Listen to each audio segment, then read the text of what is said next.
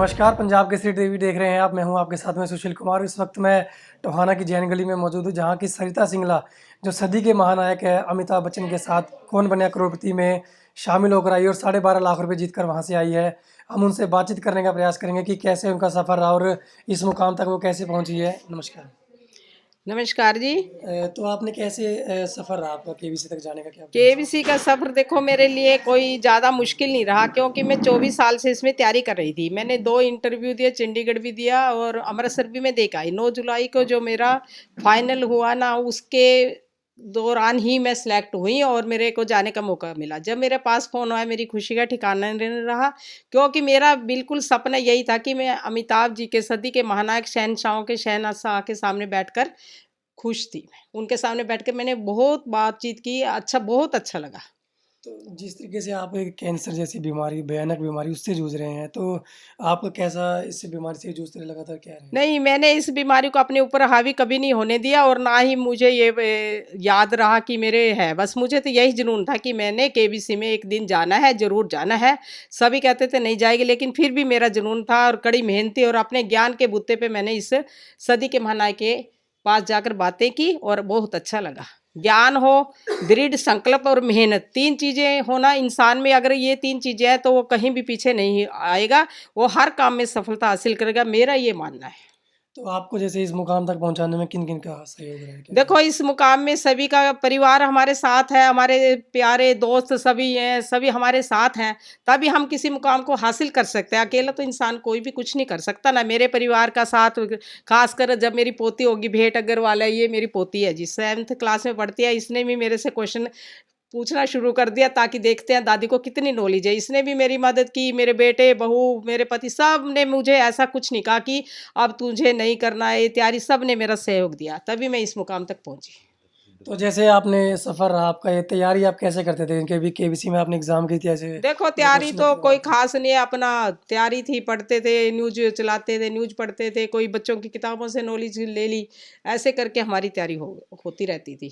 तो मेरा मानना था कि मैं 4-5 घंटे पढ़ूंगी ना तो मुझे 100 में से 50 क्वेश्चन तो आएंगे ही ना। जैसे कुछ लोग ऐसे हैं कि ऐसी बीमारियाँ जब उनके पास आती है, हैवी हो जाती है, तो वो लोग हिम्मत हार देते हैं।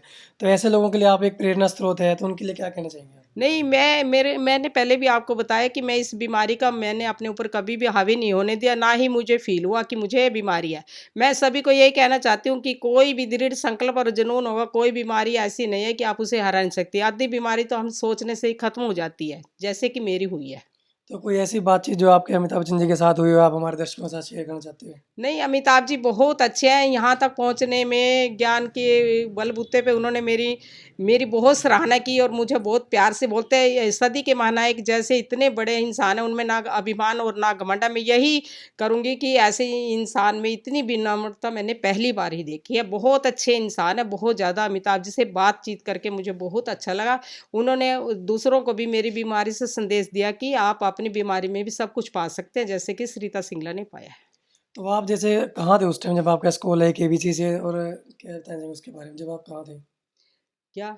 जब आपका स्कूल है केबीसी के लिए ऑडिशन के लिए, हाँ तो जी। आप कहाँ थे उस नहीं, समय? जब मेरे पास कॉल आई जी, मैं 9 जुलाई को दिया था, बता चुकी हूँ मैं आपको। वहाँ आया तो मैं अपने घर में ही थी। मेरे को मेरे बेटे ने दिया कि मम्मी आपका कॉल आ गया। पहले तो हमने थोड़ा-सा और रहा, लेकिन फिर कॉल आ गया। उसके बाद मेरे पास फ़ोन ही आते रहते थे। कभी टिकट आ गई, कभी कुछ आ गया, कभी इसी के दौरान हमने अपनी 10 मतलब नवंबर को उन्होंने मुझे, या 10 नवंबर को हम यहाँ से घर से गए थे। वहाँ मेरी शूटिंग के लिए गोरेगांव ठहराया था। उन्होंने अपने वेरिंडा होटल में अंधेरी, वहीं से हमारे को पिकअप किया। वहीं से मेरा सफ़र शुरू हुआ। तो आपने जैसे कितने सवालों के आंसर दिए और कितने लाख रुपए आप जीत कर आए, क्या बताएँ? तो मैंने 12 सवालों के क्वेश्चन आंसर दिए और मैं 12.5 लाख की राशि तक ही पहुंची। 25 लाख के में मुझे डाउट था, इसलिए मैंने क्विट करना ही समझदारी समझी। तो आपके जो सहयोगी हैं सरिता जी के, उनके पति उनके हमारे साथ हैं, उनसे बातचीत करेंगे। जी नमस्कार सर। नमस्कार। तो कैसा लग रहा है सर आपको बहुत केबीसी में बहुत जाके बढ़िया आए? लगा मेरे को। साथ जाने के बाद मेरे को भी फ़िल्म सिटी देखने को मिली और अच्छा लगा मेरे को। तो जैसे इतनी बड़ी मतलब से आपकी उपलब्धि रही है हुँ। वहाँ, इन अमिताभ बच्चन जी से मिले आप, कैसा लगा इसके इनका बारे में? सपना था भी उनसे पूर्व मिलूँ मैं। सपने के कारण इन्होंने ये काम करे तो हैं। कैसा केवी से भी सहयोग रहा परिवार बहुत का बढ़िया रहा जाके? परिवार का। कितनी खुशी हो रही है आपको जैसे? सबको खुशी है कि इसका सपना पूरा हो गया। सबसे बड़ी भी खुशी ये है कि इसका सपना था कि मैं वहाँ मिलूँ अमिताभ जी से, इनका सपना पूरा हो गया।